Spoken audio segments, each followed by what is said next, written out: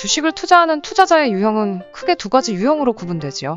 가치 투자로 장기 투자를 선호하는 투자자와 수급의 흐름과 정보, 차트를 보며 매매를 하는 단기 투자를 선호하는 투자자로 나뉘는데요. 어떤 투자를 하건 고점에서 팔지 못했다는 후회를 하며 투자를 하죠. 그럼 코스피 지수를 추종하는 펀드인 코덱스 200 지수를 매월 사고 팔았을 때와 꾸준히 가지고 있을 때의 수익률을 비교하면 어떤 방법의 투자가 더 수익률이 높을까 하는 궁금증이 생기더라고요. 그래서 한번 과거 데이터를 가지고 시뮬레이션을 해봤어요. 과연 어떤 방법으로 했을 때 수익률이 더 높은 결과를 얻을 수 있었는지 같이 살펴볼까요? 코덱스 200은 2002년 10월에 생겼지요. 그리고 현재까지 누적으로 8배가 조금 안 되는 수익을 기록하고 있는데요. 그 사이에 급락도 있었고 급등도 있었지요. 만일 매월 월초 종가로 매수하여 일정 수익이 발생되거나 일정 손실이 발생될 때 매도를 한다면 수익률이 더 좋아졌을까요? 이를 확인하기 위해서 과거 일별 주가 데이터를 확보하여 분석해 보았어요. 일별 주가 지수는 배당락 발생으로 인한 수정 주가가 반영되지 않아 약간의 차이를 보이지만 영향을 보는 데는 문제가 없어 수정 주가가 반영되지 않은 수치로 분석해 볼게요. 코덱스 200이 거래되기 시작한 이후로 연도별 종가가 상승으로 마무리된 횟수는 14회이고 하락으로 마무리된 해는 6회가 있네요. 총 227개월 동안 거래되었는데 그중 134달은 월말 종가가 상승하였고 93달은 하락으로 마무리되었어요.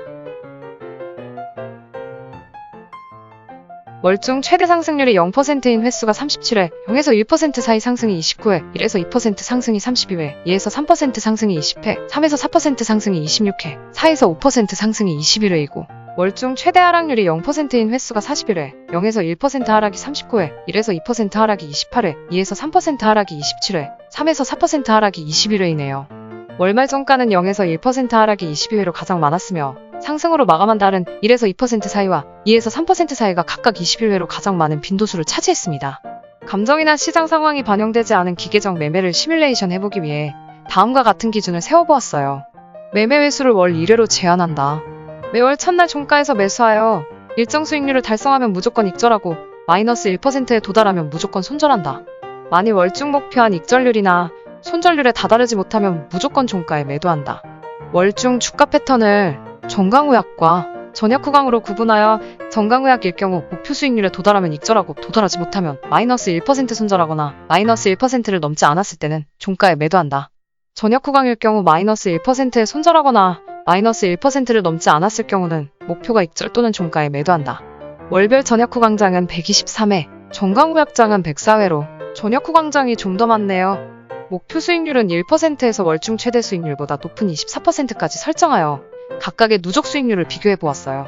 월중 목표 수익률을 14%로 정하고 매매를 했을 때 누적 수익률이 1015%로 가장 수익률이 좋았네요. 그런데 이렇게 거래했을 때 월중 14%로 익절한 경우는 4회밖에 되질 않고 71회는 종가에 익절하고 5회는 종가에 손절하고 무려 147회는 마이너스 1% 손절을 했네요. 그럼 227개월 동안 목표가 달성에 따른 능동적 익절은 4번, 손절과 도달에 따른 손절은 147회, 나머지 76번은 종가에 매도한 결과네요. 사실 월중 수익률 14%는 너무 높아 월중 목표 수익률로 설정하기에는 무리가 있지요. 그럼 월중 목표 수익률을 4%로 정하고 매매를 하면 어떤 결과가 나왔을까요? 누적 수익률 420%로 매매를 하지 않고 가만히 놓아두었을 경우의 수익률인 432%와 비슷하네요. 이 경우는 익절 목표인 4%로 익절한 경우는 66회이며 월말 종가로 익절한 경우는 22회이고 종가로 손절한 경우는 5회, 목표 손절가인 마이너스 1%로 손절한 경우는 134회이네요. 익절한 경우는 88회이며 손절한 경우는 135회이네요.